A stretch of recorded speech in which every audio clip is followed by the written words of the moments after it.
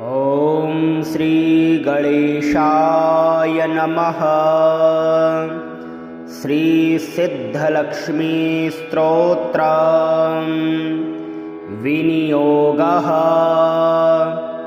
ॐ अस्य श्री सिद्धलक्ष्मी स्तोत्र मंत्रस्य हिरण्यगर्भऋषिः अनुष्टुप् छन्दः श्री महाकाली महालक्ष्मी महासरस्वत्यो देवताः श्रीं बीजं ह्रीं शक्तिः क्लीं कीलकं मम सर्वक्लेशपीडापरिहारार्थं सर्वदुःखदारिद्र्यनाशनार्थं सर्वकार्यसिद्ध्यर्थं च श्री सिद्धलक्ष्मी स्तोत्रपाठे विनियोगः।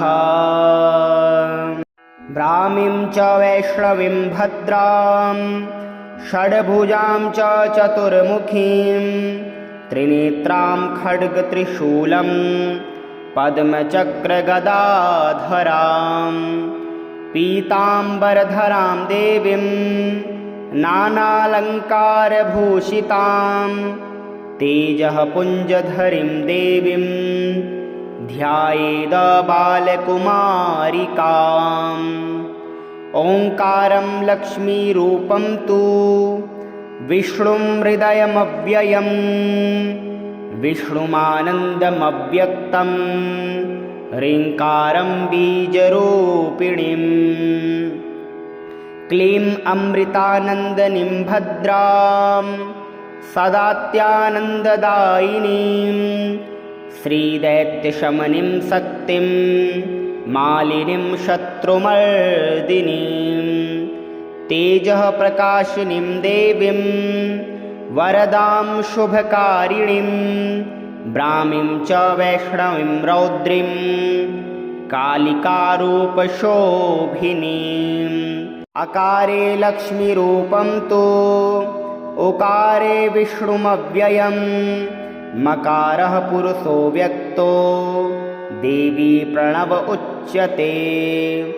सूर्यकोटिप्रतीकाशं चन्द्रकोटिसमप्रभं तन्मध्ये निकरं सूक्ष्मं ब्रह्मरूपं व्यवस्थितम्।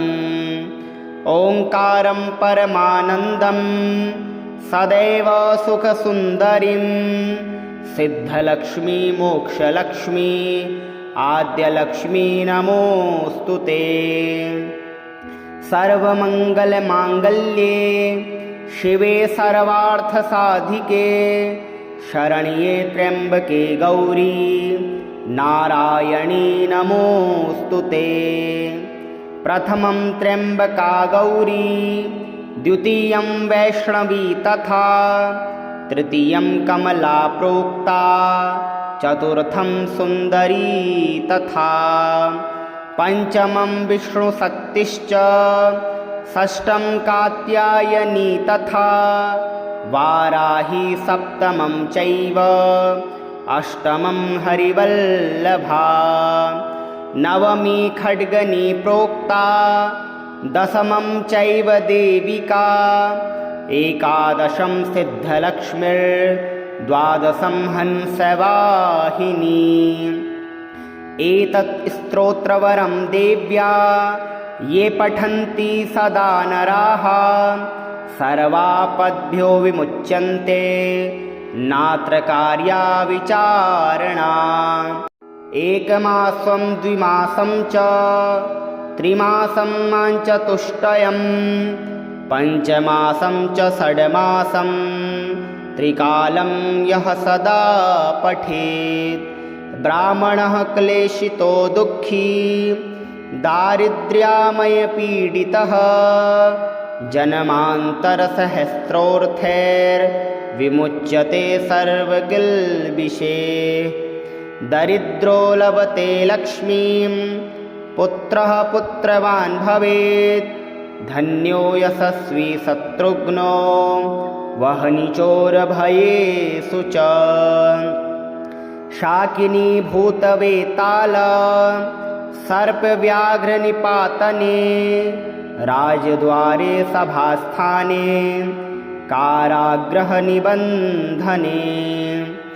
ईश्वरेण कृतं स्तोत्रं प्राणिनां हितकारकं स्तुवन्तो ब्राह्मणा नित्यं दारिद्र्यं न च बाधते सर्वपापहरा लक्ष्मीः सर्वसिद्धिप्रदायिनी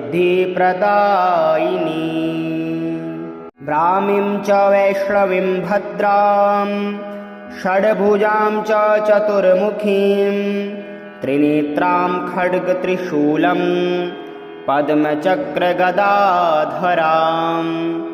पीताम्बरधरां देवीं नानालङ्कारभूषितां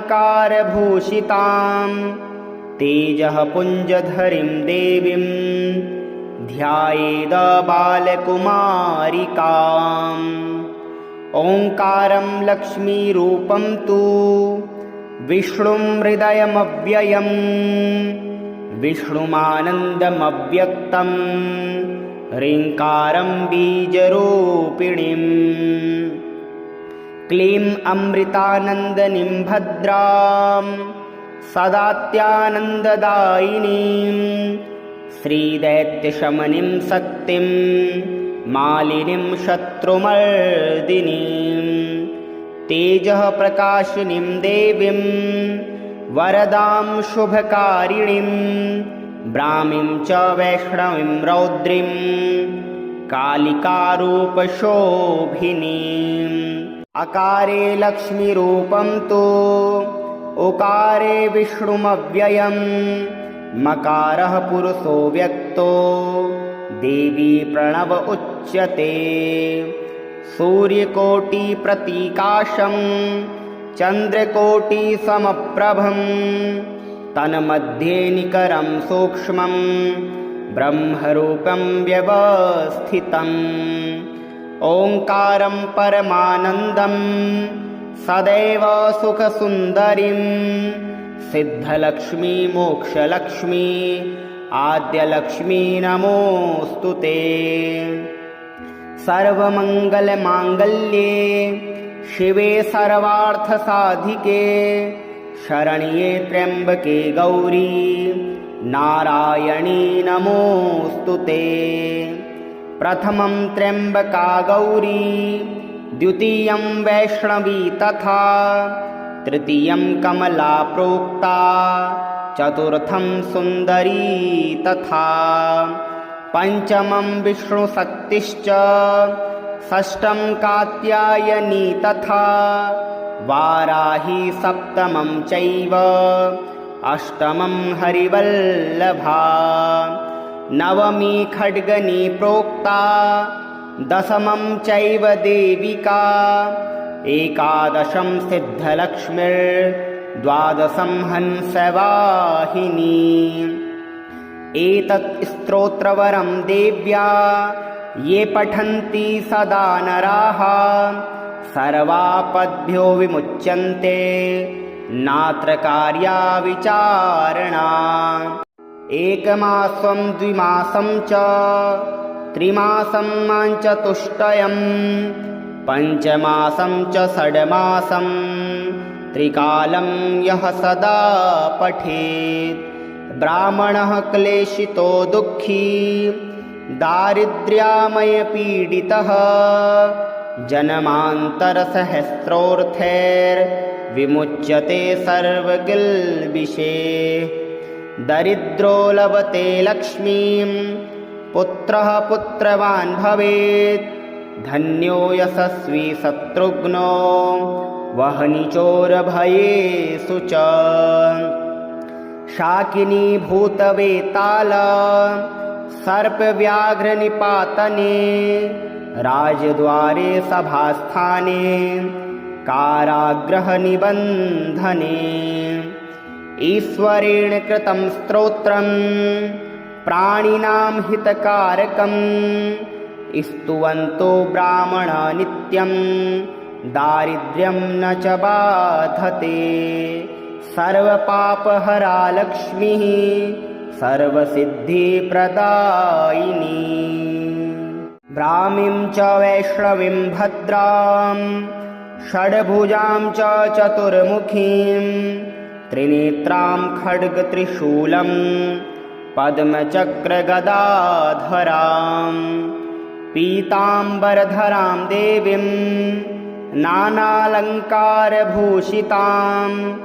तेजःपुञ्जधरीं देवीं ध्यायेद बालकुमारिकाम् ओङ्कारं लक्ष्मीरूपं तु विष्णुं हृदयमव्ययम् विष्णुमानन्दमव्यक्तं ह्रीङ्कारं बीजरूपिणीम् क्लीं अमृतानन्दनीं भद्रां सदात्यानन्ददायिनीं श्रीदैत्यशमनीं शक्तिं मालिनीं शत्रुमर्दिनीं तेजःप्रकाशिनीं देवीं वरदां शुभकारिणीं ब्राह्मीं च वैष्णवीं रौद्रीं कालिकारूपशोभिनीम् अकारे लक्ष्मीरूपं तु उकारे विष्णुमव्ययम् मकारः पुरुषो व्यक्तो देवी प्रणव उच्यते सूर्यकोटिप्रतीकाशं चन्द्रकोटिसमप्रभं तन्मध्ये निकरं सूक्ष्मं ब्रह्मरूपं व्यवस्थितम् ओङ्कारं परमानन्दं सदैव सुखसुन्दरीं सिद्धलक्ष्मी मोक्षलक्ष्मी आद्यलक्ष्मी नमोऽस्तु ते। सर्वमङ्गलमाङ्गल्ये शिवे सर्वार्थसाधिके शरण्ये त्र्यम्बके गौरी नारायणी नमोऽस्तु ते।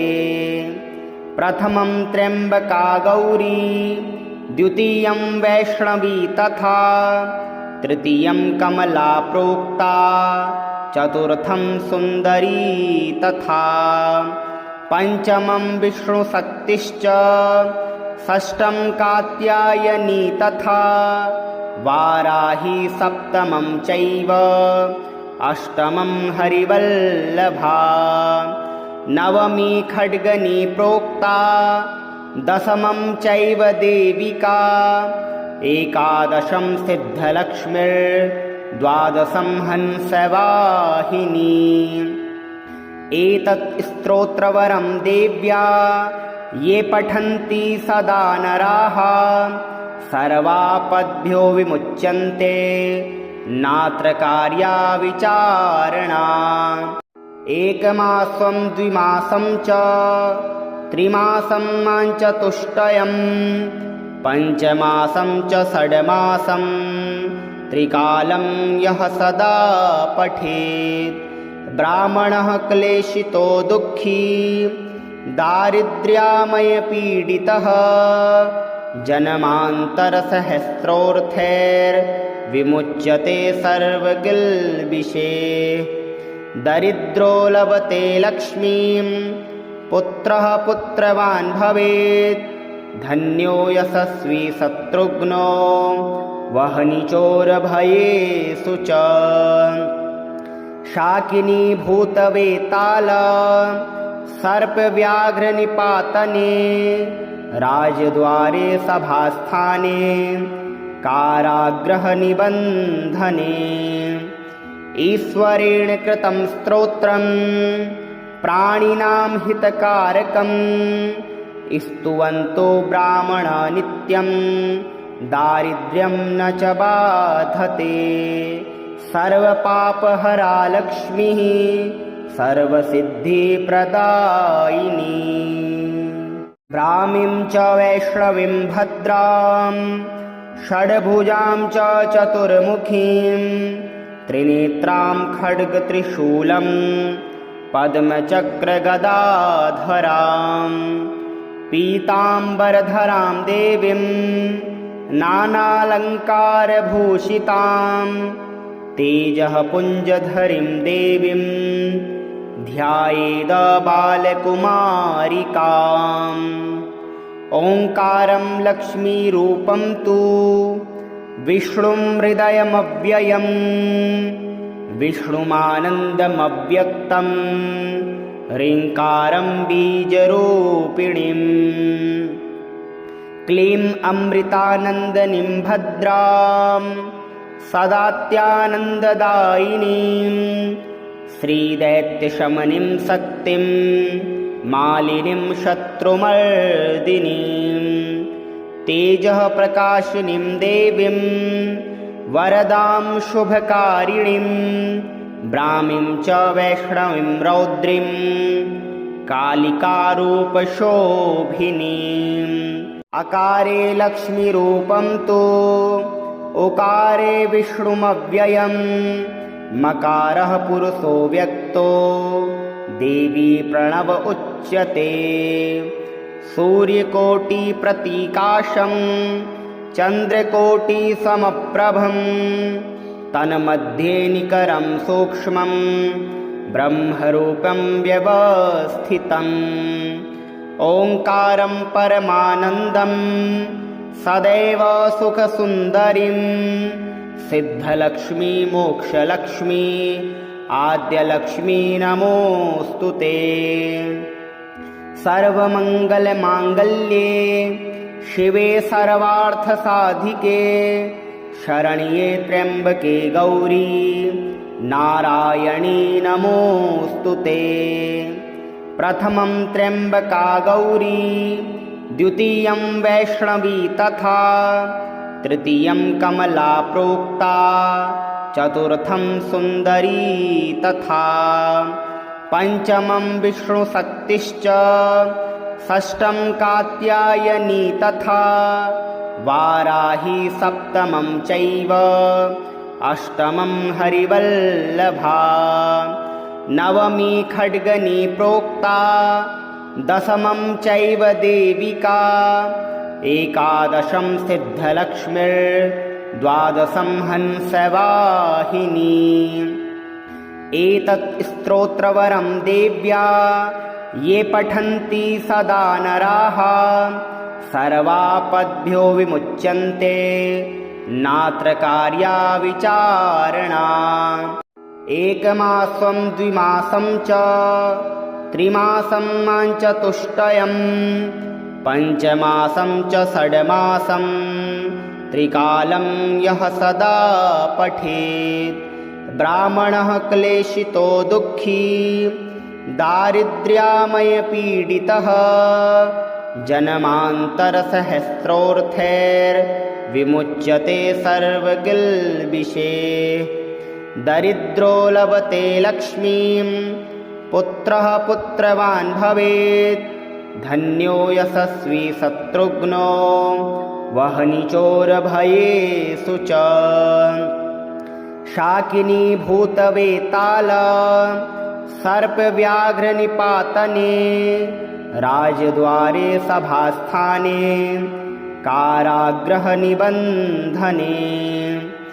ईश्वरेण कृतं स्तोत्रं प्राणिनां हितकारकं स्तुवन्तो ब्राह्मणा नित्यं दारिद्र्यं न च बाधते सर्वपापहरा लक्ष्मीः सर्वसिद्धिप्रदायिनी। ब्राह्मीं च वैष्णवीं भद्रां षड्भुजां च चतुर्मुखीं त्रिनेत्रां खड्गत्रिशूलं पद्मचक्रगदाधरां पीताम्बरधरां देवीं नानालङ्कारभूषितां तेजः पुञ्जधरीं देवीं ध्यायेद बालकुमारिकाम् ओङ्कारं लक्ष्मीरूपं तु विष्णुं हृदयमव्ययम् विष्णुमानन्दमव्यक्तं ह्रीङ्कारं बीजरूपिणीम् क्लीं अमृतानन्दनीं भद्रां सदात्यानन्ददायिनीं श्रीदैत्यशमनीं शक्तिं मालिनीं शत्रुमर्दिनीं तेजः प्रकाशिनीं देवीं वरदां शुभकारिणीं ब्राह्मीं च वैष्णवीं रौद्रीं कालिकारूपशोभिनीम्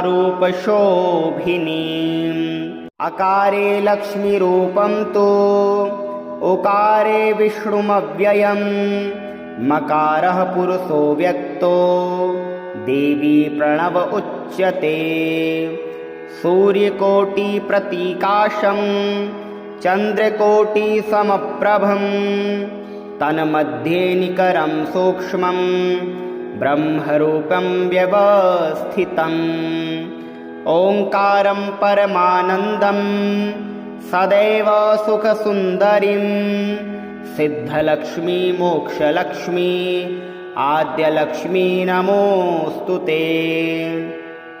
सर्वमङ्गलमाङ्गल्ये शिवे सर्वार्थसाधिके शरण्ये त्र्यम्बके गौरी नारायणी नमोऽस्तु ते।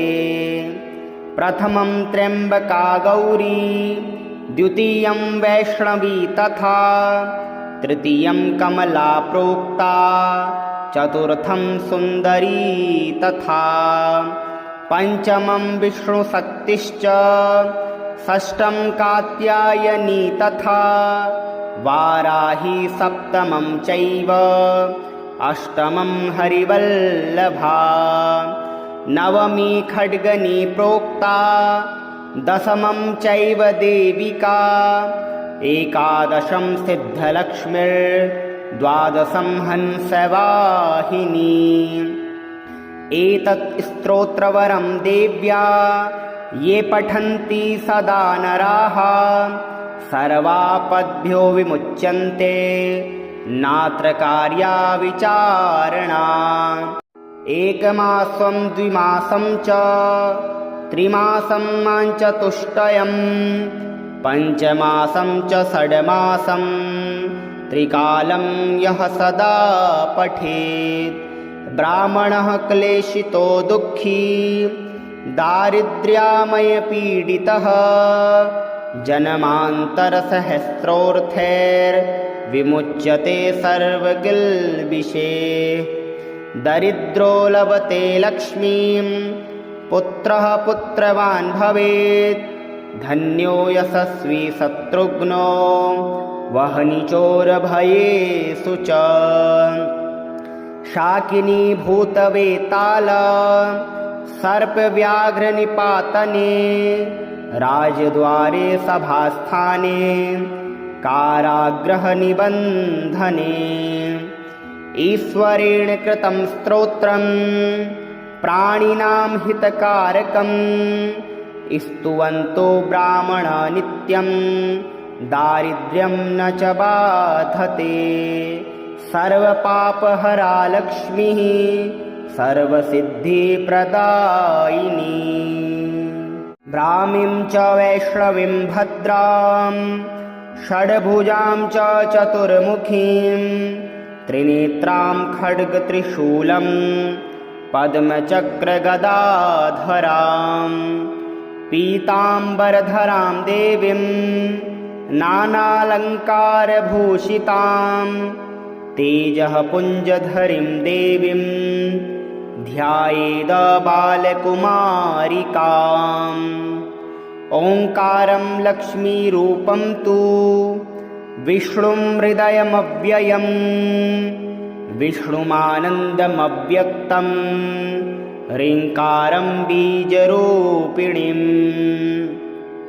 क्लीं अमृतानन्दनीं भद्रां सदात्यानन्ददायिनीं श्रीदैत्यशमनीं शक्तिं मालिनीं शत्रुमर्दिनीं तेजः प्रकाशिनीं देवीं वरदां शुभकारिणीं ब्राह्मीं च वैष्णवीं रौद्रीं कालिकारूपशोभिनीम्।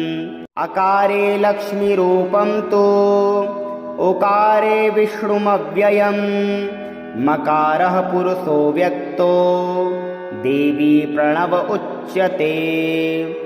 सूर्यकोटिप्रतीकाशं चन्द्रकोटिसमप्रभं तन्मध्ये निकरं सूक्ष्मं ब्रह्मरूपं व्यवस्थितम् ओङ्कारं परमानन्दं सदैव सुखसुन्दरीं सिद्धलक्ष्मी मोक्षलक्ष्मी आद्यलक्ष्मी नमोऽस्तु ते। सर्वमङ्गलमाङ्गल्ये शिवे सर्वार्थसाधिके शरण्ये त्र्यम्बके गौरी नारायणी नमोऽस्तु ते। प्रथमं त्र्यम्बका गौरी द्वितीयं वैष्णवी तथा तृतीयं कमला प्रोक्ता चतुर्थं सुन्दरी तथा पञ्चमं विष्णुशक्तिश्च षष्ठं कात्यायनी तथा वाराही सप्तमं चैव अष्टमं हरिवल्लभा नवमी खड्गनी प्रोक्ता दशमं चैव देविका एकादशं सिद्धलक्ष्मीर्द्वादशं हंसवाहिनी। एतत् स्तोत्रवरं देव्या ये पठन्ति सदा नराः सर्वापद्भ्यो विमुच्यन्ते नात्र कार्या विचारणा। एकमासं द्विमासं च त्रिमासं चतुष्टयं पञ्चमासं च षड्मासं त्रिकालं यः सदा पठेत् ब्राह्मणः क्लेशितो दुःखी दारिद्र्यामयपीडितः जन्मान्तरसहस्रोऽर्थैर्विमुच्यते सर्वकिल्बिषैः। दरिद्रो लभते लक्ष्मीं पुत्रः पुत्रवान् भवेत् धन्यो यशस्वी शत्रुघ्नो वह्नि चोरभयेषु च। शाकिनी भूतवेताल सर्पव्याघ्रनिपातने राजद्वारे सभास्थाने कारागृहनिबन्धने ईश्वरेण कृतं स्तोत्रं प्राणिनां हितकारकं स्तुवन्तो ब्राह्मणा नित्यं दारिद्र्यं न च बाधते। सर्वपापहरा लक्ष्मीः सर्वसिद्धिप्रदायिनी।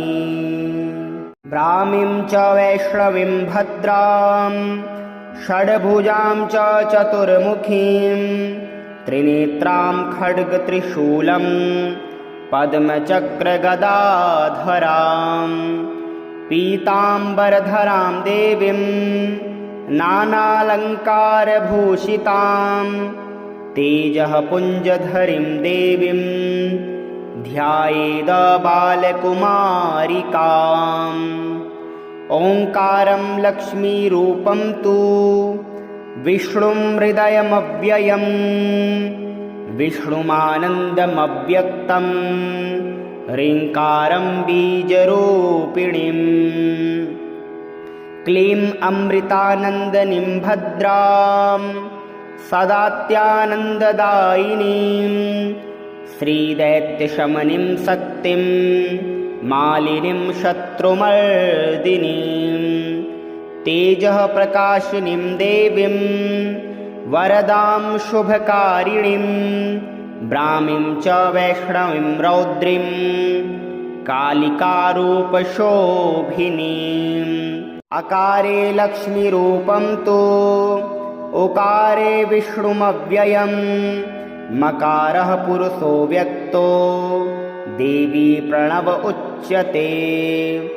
सूर्यकोटिप्रतीकाशं चन्द्रकोटिसमप्रभं तन्मध्ये निकरं सूक्ष्मं ब्रह्मरूपं व्यवस्थितम् ओङ्कारं परमानन्दं सदैव सुखसुन्दरीं सिद्धलक्ष्मी मोक्षलक्ष्मी आद्यलक्ष्मी नमोऽस्तु ते।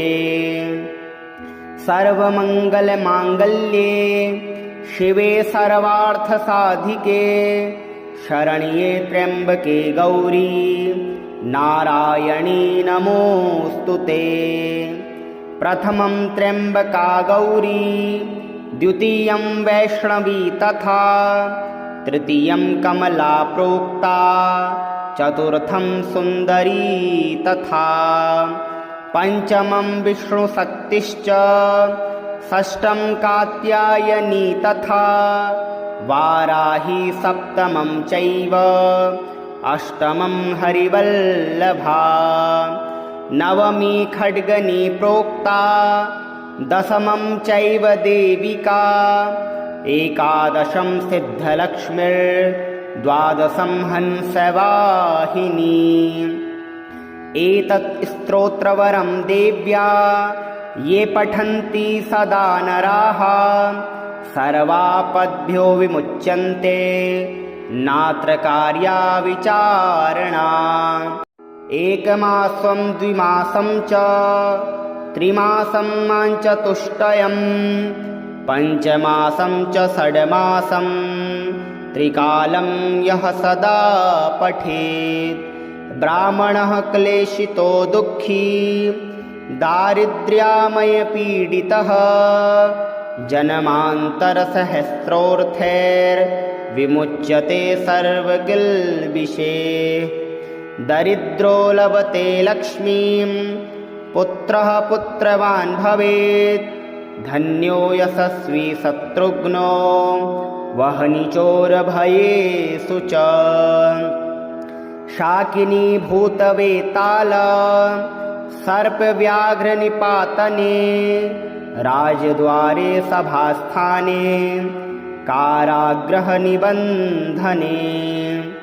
ईश्वरेण कृतं स्तोत्रं, प्राणिनां हितकारकं, स्तुवन्तो ब्राह्मणा नित्यं, दारिद्र्यं न च बाधते। सर्वपापहरा लक्ष्मीः, सर्वसिद्धिप्रदायिनी।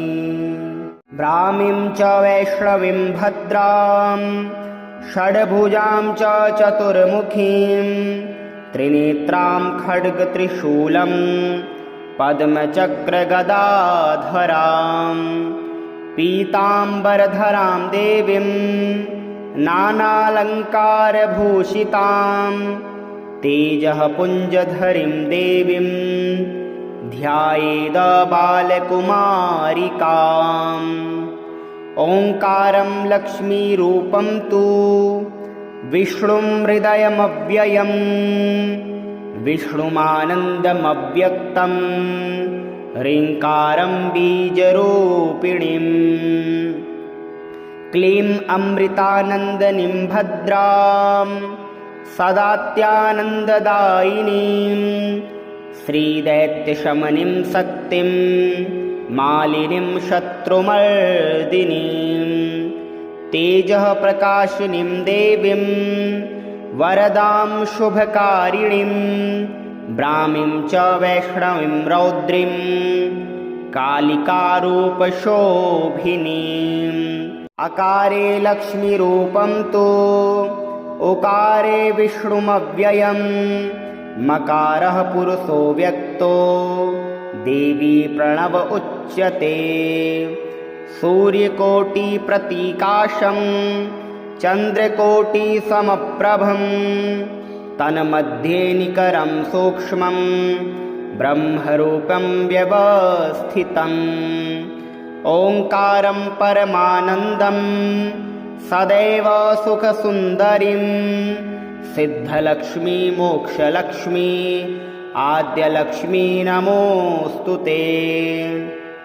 सर्वमङ्गलमाङ्गल्ये शिवे सर्वार्थसाधिके, शरण्ये त्र्यम्बके गौरी नारायणी नमोऽस्तु ते। प्रथमं त्र्यम्बका गौरी, द्वितीयं वैष्णवी तथा, तृतीयं कमला प्रोक्ता, चतुर्थं सुन्दरी तथा, पंचमं विष्णुशक्तिश्च, षष्ठं कात्यायनी तथा, वाराही सप्तमं चैव, अष्टमं हरिवल्लभा। नवमी खड्गनी प्रोक्ता, दशमं चैव देविका। एकादशं सिद्धलक्ष्मीर्द्वादशं हंसवाहिनी। एतत् स्तोत्रवरं देव्या ये पठन्ति सदा नराः, सर्वापद्भ्यो विमुच्यन्ते नात्र कार्या विचारणा। एकमासं द्विमासं च त्रिमासं चतुष्टयं, पञ्चमासं च षड्मासं त्रिकालं यः सदा पठेत्। ब्राह्मणः क्लेशितो दुःखी दारिद्र्यामयपीडितः, जन्मान्तरसहस्रोऽर्थैर्विमुच्यते सर्वकिल्बिषैः।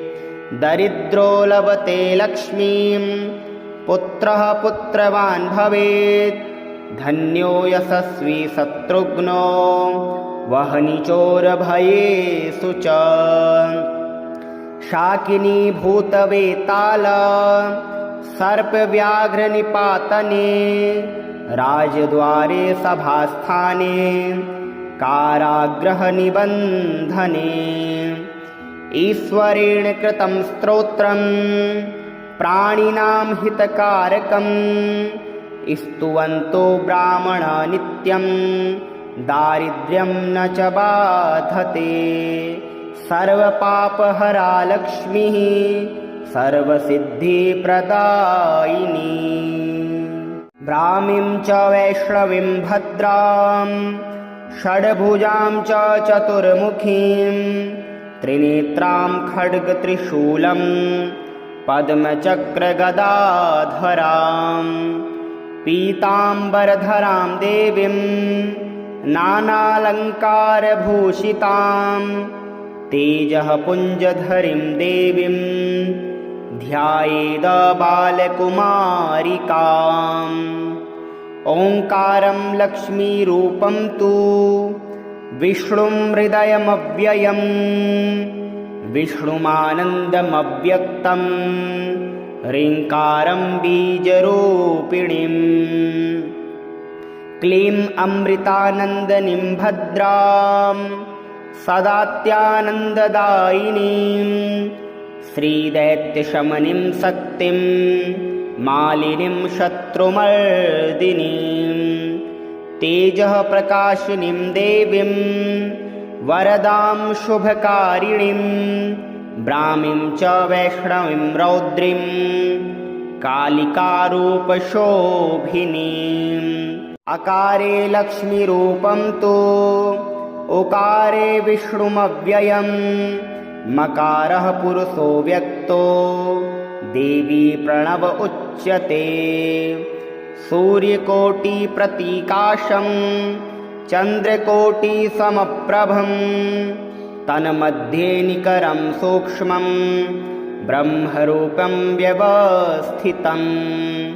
ओङ्कारं परमानन्दं, सदैव सुखसुन्दरीं। सिद्धलक्ष्मी मोक्षलक्ष्मी, आद्यलक्ष्मी नमोऽस्तु ते।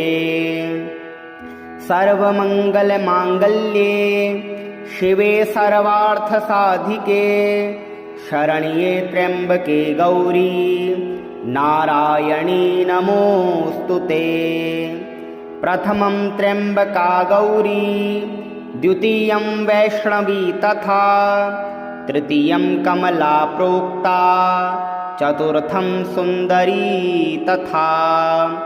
पञ्चमं विष्णुशक्तिश्च, षष्ठं कात्यायनी तथा। वाराही सप्तमं चैव, अष्टमं हरिवल्लभा। नवमी खड्गनी प्रोक्ता, दशमं चैव देविका। एकादशं सिद्धलक्ष्मीर्द्वादशं हंसवाहिनी। एतत् स्तोत्रवरं देव्या ये पठन्ति सदा नराः, सर्वापद्भ्यो विमुच्यन्ते नात्र कार्या विचारणा। एकमासं द्विमासं च त्रिमासं चतुष्टयं पञ्चमासं च षड्मासं त्रिकालं यः सदा पठेत् ब्राह्मणः क्लेशितो दुःखी दारिद्र्यामयपीडितः जन्मान्तरसहस्रोऽर्थैर्विमुच्यते सर्वकिल्बिषैः दरिद्रो लभते लक्ष्मीं पुत्रः पुत्रवान् भवेत् धन्यो यशस्वी शत्रुघ्नो वह्नि चोरभयेषु च शाकिनी भूतवेताल सर्पव्याघ्रनिपातने राजद्वारे सभास्थाने कारागृहनिबन्धने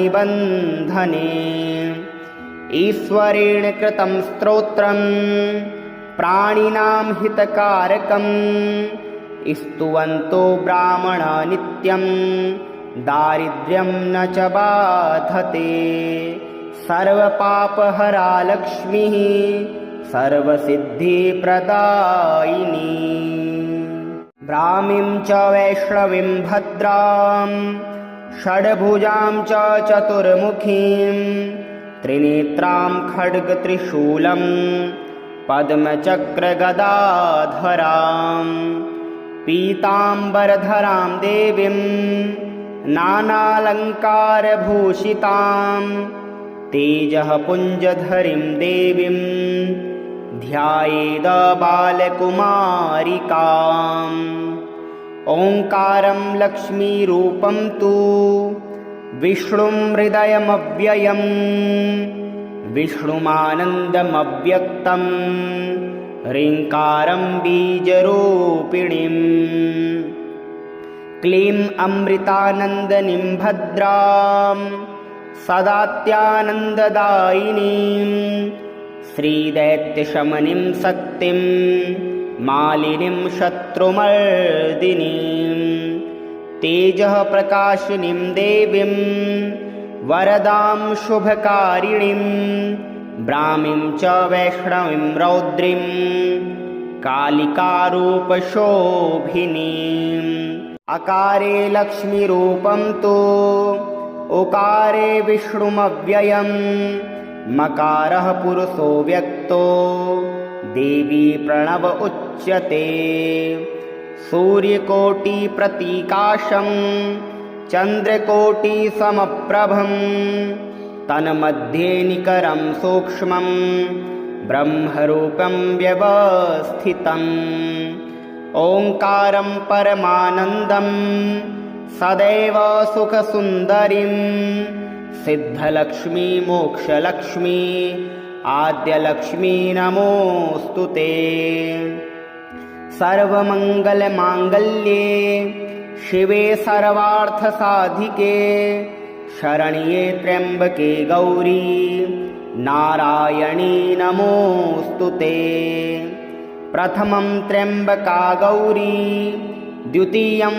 वैष्णवी तथा तृतीयं कमला प्रोक्ता चतुर्थं सुन्दरी तथा पञ्चमं विष्णुशक्तिश्च षष्ठं कात्यायनी तथा वाराही सप्तमं चैव अष्टमं हरिवल्लभा नवमी खड्गनी प्रोक्ता दशमं चैव देविका एकादशं सिद्धलक्ष्मीर्द्वादशं हंसवाहिनी एतत् स्तोत्रवरं देव्या ये पठन्ति सदा नराः सर्वापद्भ्यो विमुच्यन्ते नात्र कार्या विचारणा एकमासं द्विमासं च त्रिमासं चतुष्टयं पञ्चमासं